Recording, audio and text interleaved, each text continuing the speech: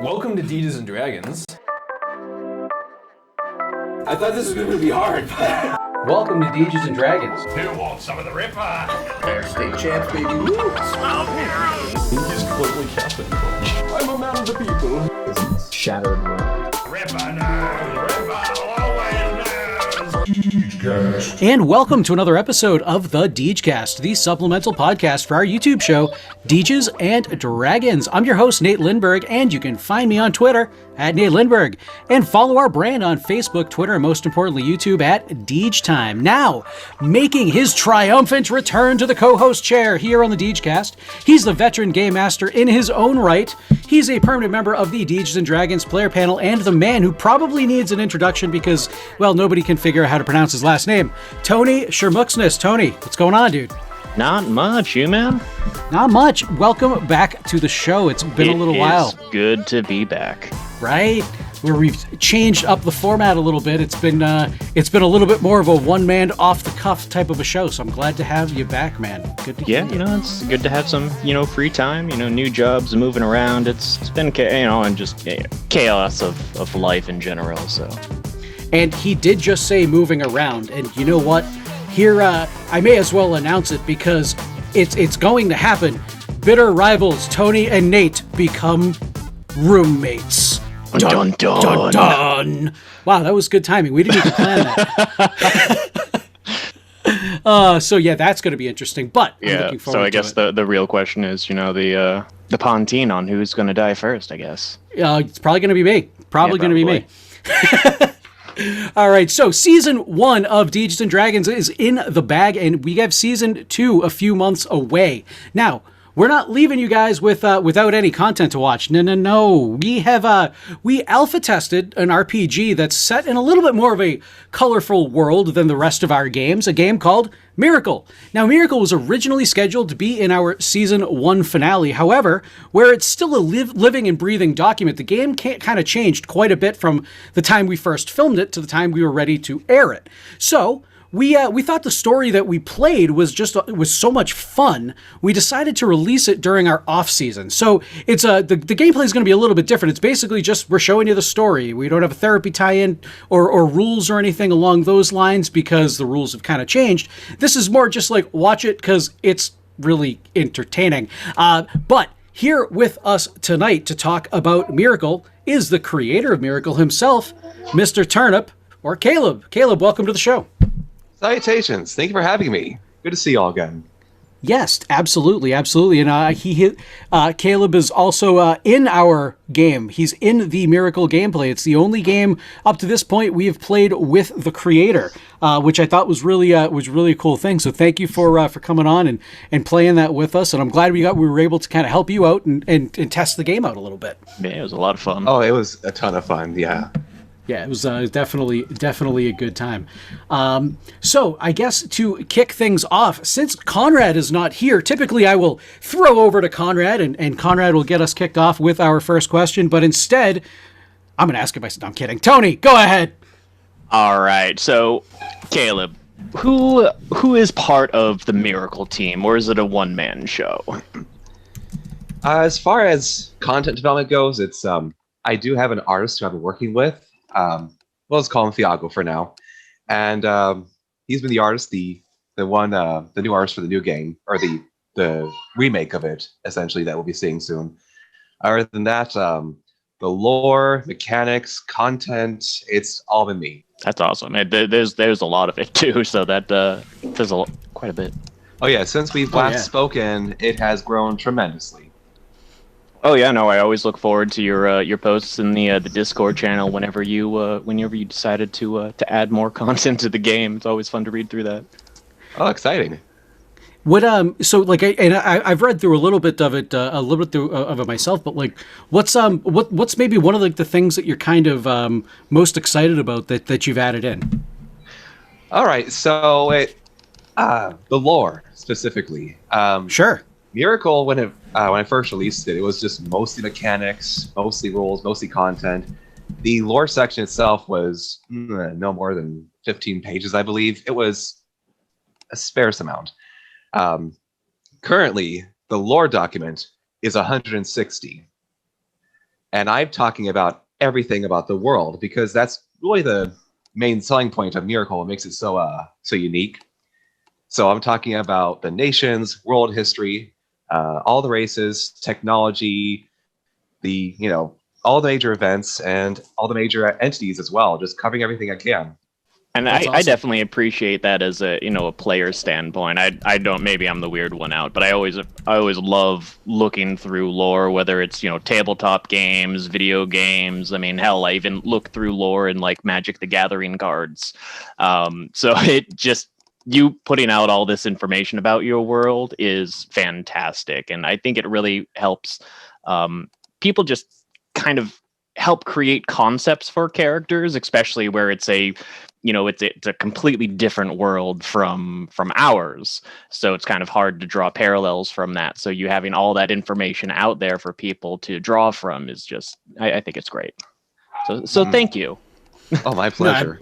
Absolutely, and it's one of the games that, at least that I can think of off the top of my head, that I think has, at least now at this point, with all the additions and everything that you have, probably one of the most intricate backstories and pages of lore. No, numbers of pages. I just stumbled completely over my words, but you know what I mean. The most, the biggest amount of lore. I don't know. You know what I mean. Most fleshed out world. Fleshed out. There we go. And I'm the host of the show. God damn. Well, thanks. Anyway, This is why you need me on the show more, Nate. right? Tell me about it. God. But yes, no. I agree. I think it's definitely a good thing because it's like it allows you to kind of sink your teeth more into the game. And for somebody that, like, for a GM, for first time GM, like, kind of go through, you could pick out maybe like a certain piece of the history or something to kind of latch onto and build your story off of, which is something Conrad kind of did in our world. Well, not kind of did, absolutely did, and really weaved the lore right into our story, and it was it makes for much more immersive game. So I certainly appreciate that as well. Now, one of the things that you said is you kind of thought that was like a unique aspect of Miracle. What is it about Miracle that kind of what do you think that it is about Miracle that sets it apart from other tabletop games? Well, I think it's very optimistic about the future, actually, as opposed to a lot of games out there you see, like Cyberpunk 2077, or its RPG adaptation 2020, or Fallout, the Fallout series, or you played it recently, Project by Modus. These are all games with a very rugged post-apocalyptic setting, and it seems to be a common trend nowadays where the future is always apocalyptic or dystopian, and Miracle, on the other hand, there, but that's kind of how the world's going. and I guess that's just me being arrogant, because I really want Miracle to try and encapsulate a world where the future isn't doomed. And so in this case, Miracle's world is where we're currently at the end of this golden age, and so you can trust people, and you can count on it that your leaders have their best intention for you, and that corporations aren't trying to take over the world, and that the religious entities out there are going to be kind and be exactly what they say they are. But like I said, so it's a very, very colorful, very optimistic vision of the future. And what you're trying to do, and what sets us apart as well, is that instead of playing the game after all the bad stuff happens, you're invited to stop the bad stuff from happening.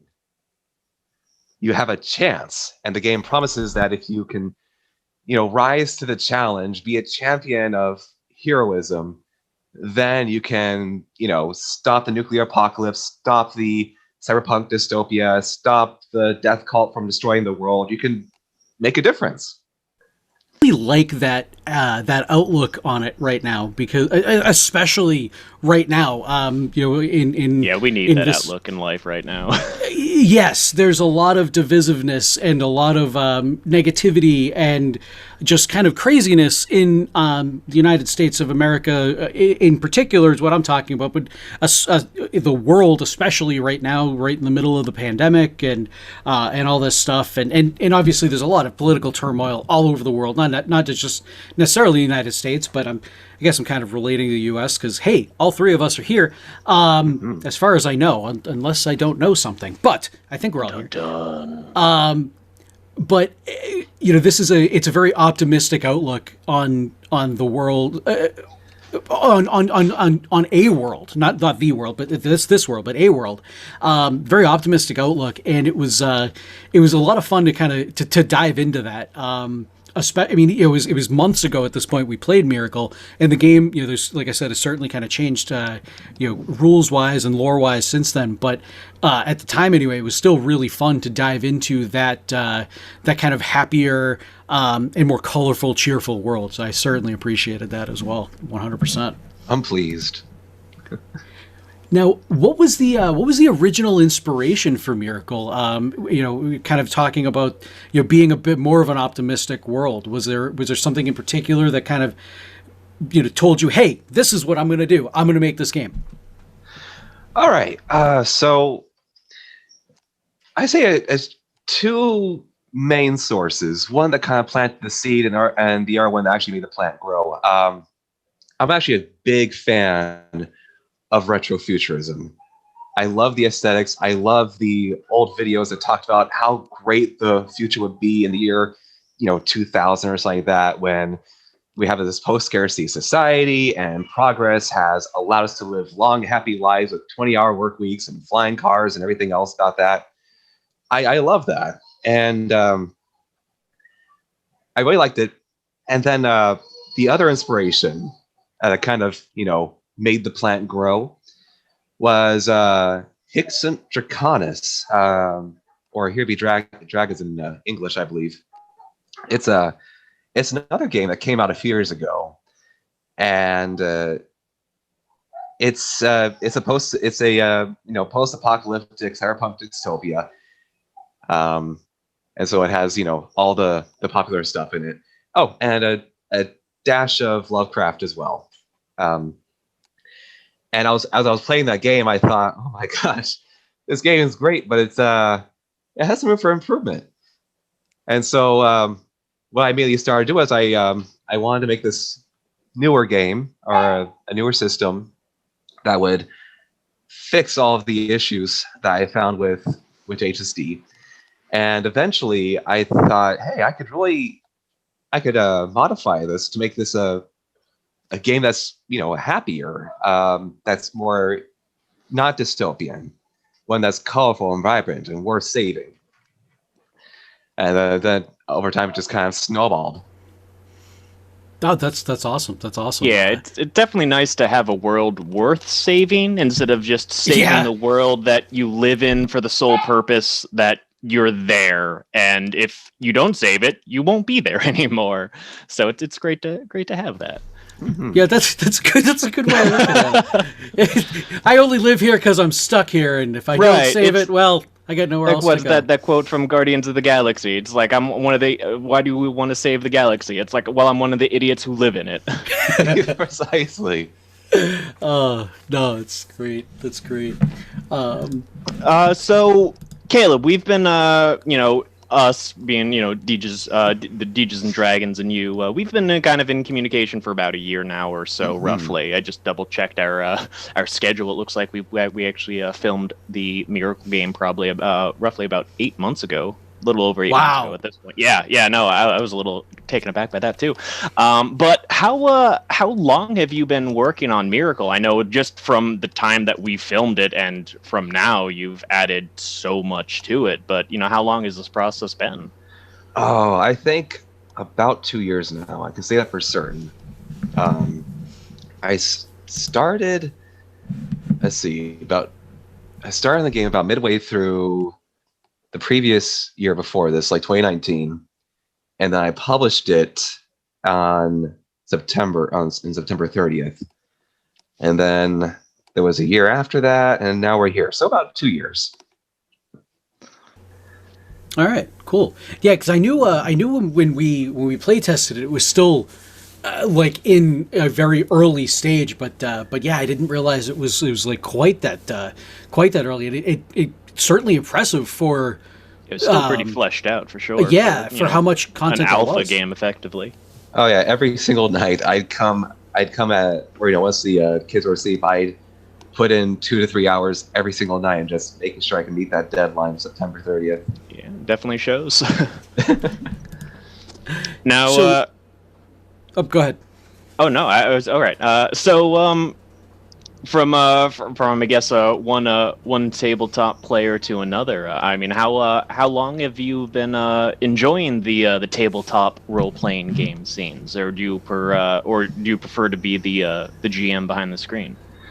I honestly love being the GM, and I've been God playing bless since you. I was 12, I believe, when my uncle first introduced me to D&D 3.5, and it was an immediate addiction. I'm like, whoa, this is awesome, and became my obsession. But I didn't want to be the player. Right off the beginning, though, I wanted to be the guy who created his own worlds and then hosted adventures through them. And so that's what I ended up doing. I became this forever GM, and I honestly love it. And I mean, I guess that makes sense because then you then kind of crafted your own world that you can then now tell your own stories in. Oh yeah. Now, did some of those stories that you told in your youth, did some of those kind of creep into the Miracle verse? Yes, actually, a few did. Not rules wise, but lore wise. Like the gods of Miracle. There's like 23 of them, I believe. They came in through another game or another story that I tried to tell years before that, when I was like 16. Because I thought that they fit pretty well with what I wanted to do. And there are some other bits as well, stories that I've been trying to tell additionally. But yeah, there are a few legacy components in what we currently have. That's awesome. You gotta throw in those little hidden Easter eggs in there, like Conrad will always have like one of my characters, Cronin, the Dark Librarian, in a game, or throw a Mosaic in a game, which is a buddy of ours, Brian's character. Well, I guess it's a persona more so than a character. But yeah, there's been a Cronin reference in like every game, I think. It wouldn't surprise me. It would not surprise me. But no, I love that stuff. Well, even if it's just for like a small audience, like most people wouldn't know, like watching the stuff, like who Cronin is. But it just makes us chuckle. It makes us smile. I love it. Love it. Right. But at the same point, I mean, that also builds lore. I mean, now our viewers are aware of the Cronin, the Dark Librarian. The Dark Library. But yeah, no, that stuff's always fun for me too. I mean, like in my own little like created worlds, I have thrown in old characters that I've played as like major NPCs or other party members, or populated in my world. So when my table hears those names, or hears those descriptions of the characters, they instantly know. It's like, oh look, it's Flint Scale. Flint Scale's here. Fantastic. Yes, Flint Scale. And I've never love even that. played a game. I've never even played a game with Flint Scale, but I know who Flint Scale is. Yes, you did. Oh, yes, I did. Yes, I did. It was like one Jobin ran a game for like That's 2 right. sessions, I think. I think it was like, wasn't And it I us just and I Ben need or something like that? no. I think it was just the 4 of us. Okay. All right. Anyway, Anyway, what that Anyway. completely doesn't matter. We're going on a tangent here. yeah, that'll be removed. It's fine. Anyway, Famous last words. I'm leaving it all in. Anyway, Caleb, obviously you say that you spend your nights creating your world of Miracle. What's the day job like? What do you do to bring him home the bacon? I work at Walt Disney World. That's cool. Yeah, That's right. it's sweet. That's right. I forgot about that. Walt How is Disney that- World. That's amazing. Yeah, how has that been with Yeah. everything that's been happening with the pandemic? It's been surprisingly well. Actually, I can go into all sorts of stories. Sure. Because Yeah. it's been crazy. Like when we first reopened after the pandemic, and I was opening up in the morning, I didn't see a single soul for the first 15 minutes. And of course, this is totally crazy because the parks are usually just filled to capacity, full of people, bumping shoulders and everything else. But nope, it was a ghost town, and it was surreal. Over time, though, it's been steadily, coming back to a little bit of normalcy, but Disney's jumped through so many hoops to make sure that this is a safe place where people can feel comfortable at. Like even though Florida is slowly lifting its restrictions and moving on to the next phases, Disney is still going, nope, we are still going to be absolutely safe no matter what you say. Yeah. Which is honestly earned the love of a lot of people. Sorry, what was that last thing you just said? It's earned the love of a lot of people. People are yes, they're quite enamored with how well, with how committed to safety Disney's being throughout all of this. And I would and I'm super glad to hear that. Don't get me wrong, and it also doesn't surprise me either. Just with kind of the level of care that they take to put on that facade that it is it's the magical place, the happy place. Nothing bad happens here, So it's kind of cool that they're like, are they doing things like making the characters like the characters wear masks or things like that to kind of normalize that to the kids? Or actually, there aren't characters anymore. We don't have Really? character meet and greets. It's not entirely true. I guess that we do have that kind of some makes characters, sense. but they're like we've taken some of the locations that used to be more populated. We put them behind fences or whatever the gates, so that way people can't go inside. And like every few hours or so, some of the characters, like Cinderella's stepsisters, they'll appear and they'll kind of go on with this skit, and it'll be fun to watch. Only lasts a few minutes. The same thing with the parades as well. We used to have these long 15-minute parades, and instead we have these like sporadic single floats that just come in out of nowhere, and the people are like, "Whoa, look at that!" But it's not long enough to draw a crowd, so it's safe. And then they're gone. I like that, and that's kind of cool because it kind of takes that 15 minutes of magic at the end of the day and kind of just sprinkles it all around throughout the day, like with the float. That's kind of, in a way, I kind of like that. That's cool. Yeah, I definitely appreciate that.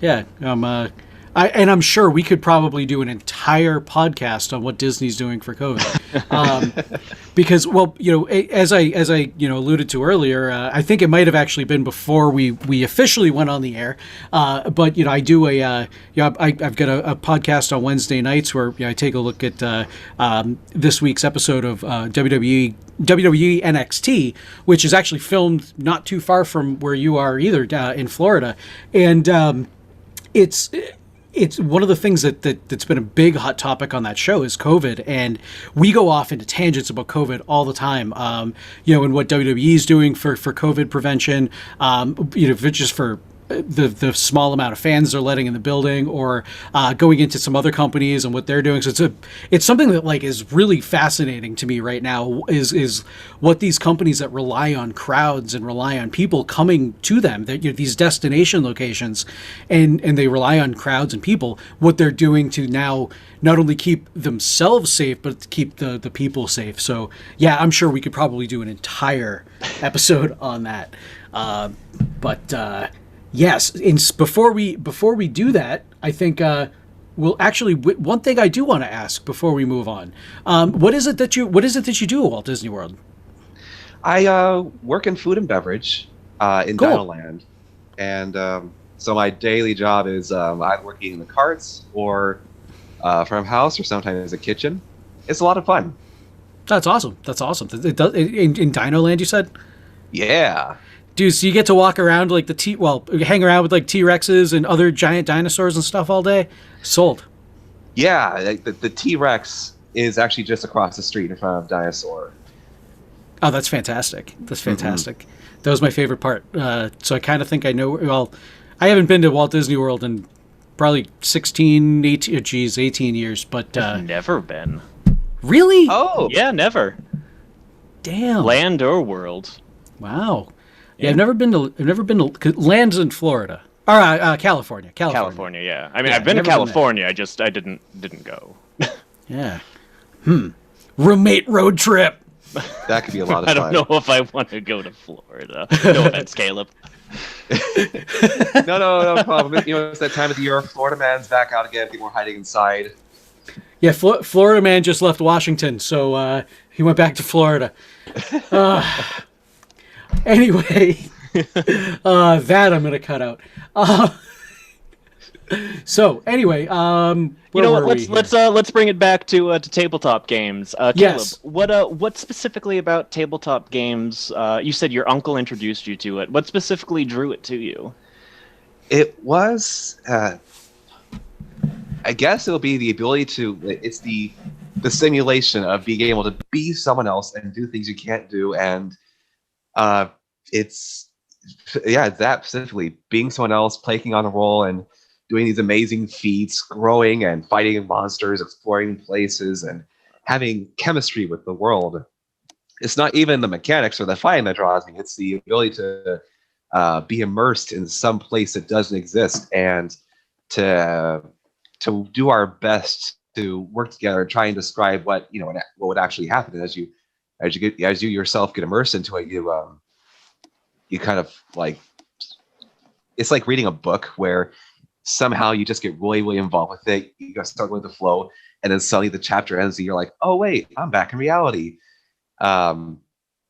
It's that same kind of out of body experience, like, if you want to call it that. Escapism. The escapism, precisely. Yes. Yep. I love No. the escapism of RPGs. Absolutely, absolutely. And that kind of ties in a little bit with the next question that we have for you is, what is it that you found to be therapeutic about work, not only just working on RPGs and working on your RPG specifically, but in playing RPGs yourself? You kind of touched on that a little bit, but if there's anything that you wanted to elaborate on, on that. Okay, yeah.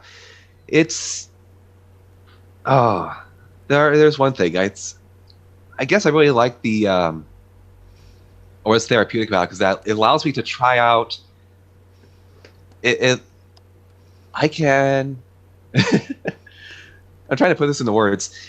It gives me a chance to experiment with my thoughts and feelings, but take into form. Sure. And to try these characters I've invented who might represent something, and to see how they interact with the world and how they are in turn affected by the world. And I like being able to reflect upon that afterwards and maybe look for patterns, and because after a while you realize that there are certain kind of characters you just like playing. They resonate well with you, and it's the chance to get to see them grow, that you can also come to reflect upon it. Like, for example, I usually create these gruff, growly voice kind of guys, grizzled veterans of some kind. They sound like this, like a little bit Batman like voice. Tom Waits and Snake. They're usually melee fighters. They usually have some kind of experience. They might be deformed in some way, either by fire or by a wound, maybe they're missing an arm. And I think that's honestly like subconscious about my own upbringing, with the having a military family and living on military bases. It's kind of seeped into me, and now I use role-playing games to explore my thoughts and feelings about that.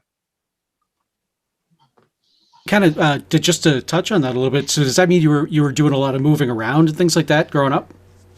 Yes, but not across the world like I was told. I was just moving across the military base.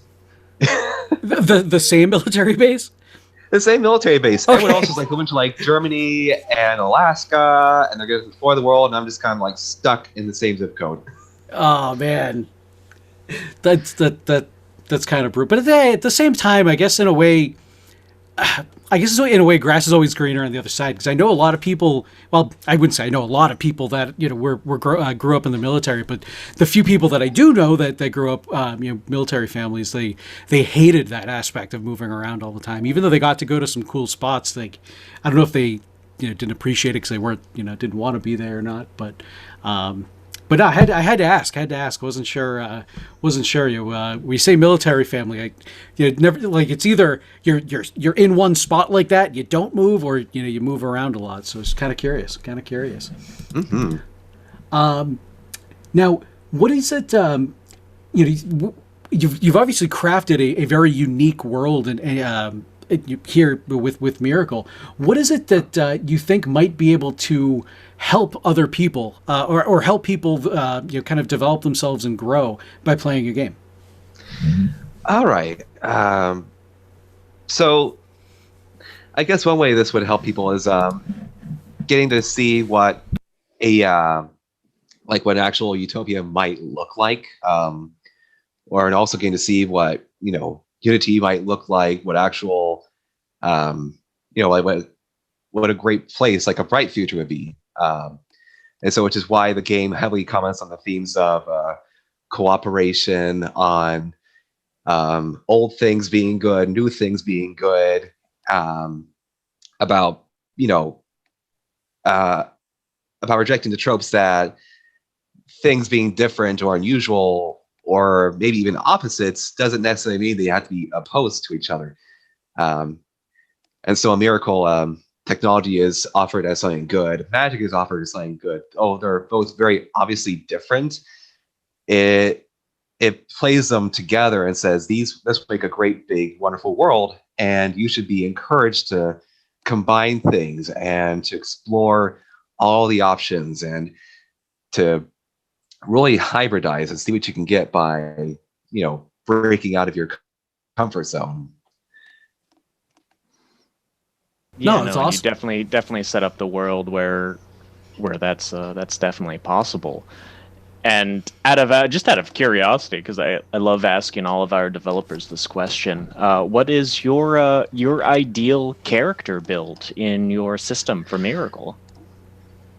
Okay, I have to first ask a question first. At the beginning of the game, or like towards the end of the game? Like when we're first starting out, or this is what I'm eventually working towards as far as the build goes? Let's say for the current iteration of the game. Oh, okay. Well, I say let's go. We'll go before and after. Okay, that's that way fair. we can that way we can kind of show off some of the new cooler stuff too. Well, no, I mean like time-wise, when you start the game, you have a very low-level character, and then towards the end of the game, you might have a very high-level character. They're gonna be kind of different builds. Oh, sorry, I didn't phrase that. What would your ideal character be? So assuming that you're playing from effective level 1 to end game. Okay. The ideal character would be, like I said, a hybrid. In this case, so realistically speaking, they'd be a magician. They would have levels in the School of Life Magic and the School of Death Magic. They would be equipped with an exoskeleton. In this case, a combat version, and so they have plenty of armor on them, and they increase your base stats. And you would definitely have a lot of points invested into mind, agility, and body strength, as well as spirit strength, spirit toughness. And mind agility controls your accuracy, so high accuracy means you hit everything. High bodily strength means you can lift things, you can inflict more damage if you are forced to resort to melee combat. And then spirit toughness will influence your mana, so you can just keep on casting spell after spell after spell. The School of Life will, of course, make you, it will allow you to heal yourself in mere seconds, as well as your teammates, and resist curses. And this School of Death will allow you to suck the life out of living things. And so you are very well covered in terms of endurance, as well as in terms of offensive ability. So I have to, just out of curiosity, are you kind of the min-max player, kind of building the optimal build, or do you build your characters more for fluidity in your in the stories that's being told? Fluidity, actually. I don't really like min-max characters at all. I don't like the idea. I think it kind of cheeses it, but the game actually doesn't have a lot to fight against that. So it kind of just it'll let you do it. But I prefer to actually make characters who are like damaged in some way, like maybe they lost a limb or they have to cover hide their face because of a horrible scar. Those are the fun characters. I agree. Yeah, something that you can kind of latch onto and play off of. Absolutely, I definitely agree with that. Definitely agree with that. So now that you've taken a couple years and you've kind of taken Miracle and you're starting to refine it and turn it into a eventually turn it into a finished product. What advice can you offer other game designers out there that might be trying to do something similar to what you're doing? Well, you can't rely upon motivation. You have to intellectually believe in what you're doing in the game that you're making, because there will be days, nights, times where you just don't want to work on the game at all, and then you just kind of put it off, and then you put it off for a little bit longer, and then it ends up in back burner purgatory. You just never touch it again, but it's always there. With Miracle, I turned working on it into a habit, right up there with like brushing your teeth and tying your shoes. Every night when I had the chance, I'd work on it, and it would either be like for 15 minutes at most, or sometimes maybe 3 hours. I'd get as much as I can. It didn't matter how much I did, just worked on it. And so that's why I'm able to have this, that's why the current working core book is over 200 pages, and why the next iteration, version 1.4, is probably going to be around 300. No, so piggybacking off of that, what can we expect from Miracle in the future? All right, so version 1.4 is probably what you're going to expect next, and that's going to be the pretty version of the game that has all this new art, all new, lots of new content, some refined rules that reduce the amount of rolls you have to make, so that way the game can flow more fluidly. As well as some minor rule changes to help you focus or help to resist min-maxing in some cases. So like I said, we have the lore that's going to come out. We have currently about 160 pages, and you can account for about 100 more pages of rules that cover everything from character creation to adventuring to leveling up, and then with about another at least 100 pages of spells, weapons, armor, vehicles, special equipment, special abilities, mutations, things you can do to yourself. It's going to be a very, very fleshed out, deep, rich game that we're going to see. Awesome. That's awesome, and I'm certainly looking forward to seeing what you come up with here with the final product. Now, for anybody that wants to help you out, back the project, let people know where they can find your game. All right, so currently it's on RPG Drive-Thru. I think it's just called Miracle in this case, and it's currently free to download. Pay what you want, so. May drop me a tip or two. Wink, wink, nudge, nudge. But no, it's free to download, and you can also find. We have a subreddit. It's Miracle RPG, and that's where it's kind of dead right now. But once the new version comes out, it's gonna be posted there, so that way you can talk about it, socialize about it, meet other players, and organize games. Awesome, and you certainly check that out on Reddit or your Drive-Thru RPG, and throw them a couple of bucks, help them out. Let's get this game done, guys. Let's get this game done, finished. Yeah, we don't need any out. more starving artists. Right, right. God, which reminds me, I'm hungry. No, I'm not. I just ate dinner. I just thought it was fitting to say that. Anyway, Guys, this has been another episode of the Degecast. Again, I'm your host, Nate Lindberg, and you can find me on Twitter at Nate Lindberg. Tony, say goodnight. Good night. All Good night, right, guys. and thank you once again, Turnip, Mr. Turnip. I was going to say Caleb, and so I dropped the Mr., and it came out just Turnip. Caleb, thank you very much for Yes, taking Caleb, some time out thanks. tonight. Thank you so much, man. Guys, you've been wonderful. Hey, we do what we can. We do what we can. And everybody, we will see you next time. Take care.